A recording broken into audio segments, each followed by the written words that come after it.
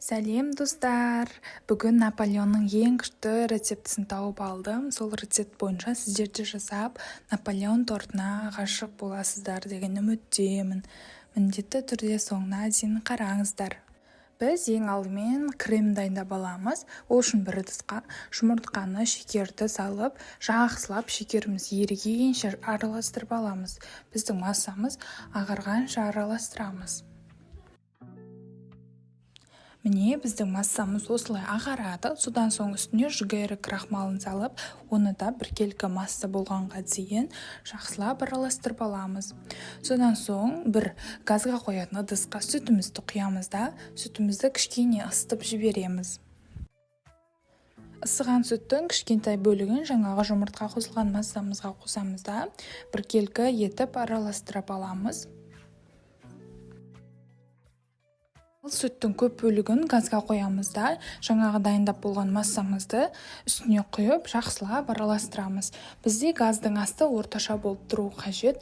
Орташа отта біздің креміміз қоюланғанша тоқтатпай араластырып тұрамыз. Біздің креміміз дайын болып қалды. Осылай қайнайын деп жатқанда оттан аламыз да, басқа ыдысқа құйып аламыз. Сол кезде тезірек суитын болады. Содан соң креміміздің үстіне сары майды салып, сары майымыз ерігенше жақсылап тұрып араластырып аламыз.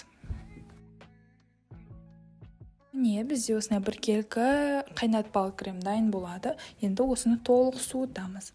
Енді Наполеонның қамырына кірсек. Ол үшін сап-салқын суға жұмыртқаны, тұзды салып, және біраз қасық уксусты салып, жақсылап тұрып араластырып аламыз. Енді бөлек ыдысқа електен өткізілген ұнны дайындап аламыз. Содан соң оның үстіне қатты мұздатқыштан шыққан сары майды алып, үккіштен жақсылап тұрып өткізіп аламыз. Тез өткізу керек, өйткені майымыз еріп кетуі мүмкін. Енді сары май мен ұнды міндетті түрде осындай лопатканың көмегімен араластырамыз, өйткені майымыз еріп кетіп, қамырымыз қатпарлы болмай қалуы мүмкін. Сосын жаңағы сұйықты алып, ұнның үстіне құямыз да, оны да лопатканың көмегімен жақсылап басын біріктіреміз. Бізде кәдімгі қамыр шығу қажет. Міне біздің қамырымыз осылай шығады. Қатпарлы екені түрінен көрініп тұр.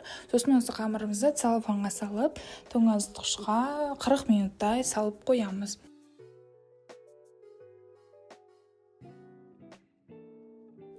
Тоңазытқыштан шыққан қамырымызды алып, бірде 10 бөлікке бөлетін боламыз. Біз барынша қамырды қолда көп ұстамаймыз, өйткені ішіндегі майымыз еріп, қамырымыз қатпарлы болып шықпай қалуы мүмкін. Сол үшін тез-тез домалақтаймыз да, жаятын қамырымызды ғана алып, қалғанын мұздатқышқа сала тұрамыз. Енді кішкене ұн себе отырып, жұп-жұқа етіп қамырымызды жайып аламыз.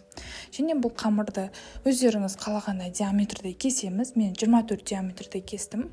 Сосын тортым 22 диаметрде шықты. 180 градуста 15-20 минуттай пісіріп аламыз. Міне біздің қамырымыз қатпарлы, әп-әдемі болып шықты. Корждарымыздың барлығы пісті, креміміз толық суыды. Енді тортты жинауға кірісеміз. Мен тортты осындай кольцоның көмегімен жинаймын. Сол кезде тортымыз бірдей болып шығады. Арасына 1 немесе 2 қасық крем жаға отырып, тортымызды әдемілеп жинаймыз.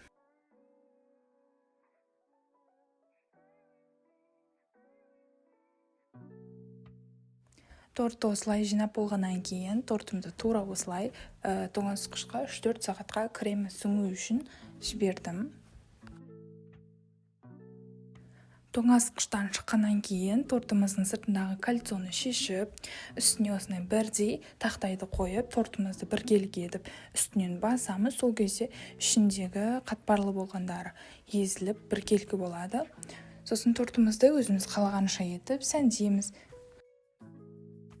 Мен тортыма қалған кремдерді жағып, сосын корждың жан-жағынан артылып қалғандарды майдалап тұрып, бетіне, жанына әдемілеп біркелкі етіп сеуіп шықтым.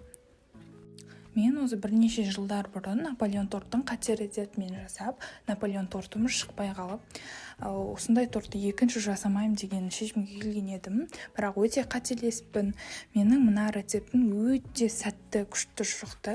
Сіздер де міндетті түрде жасап көріңіздер. Қатпарлы болып шығады қамыр. Ең бастысы құрамына не керек, барлығын граммен өлшеп жасауларыңыз керек болады. Видеоға анықтап қарасаңыздар, осындай қатпарлап әдемі болып шықты.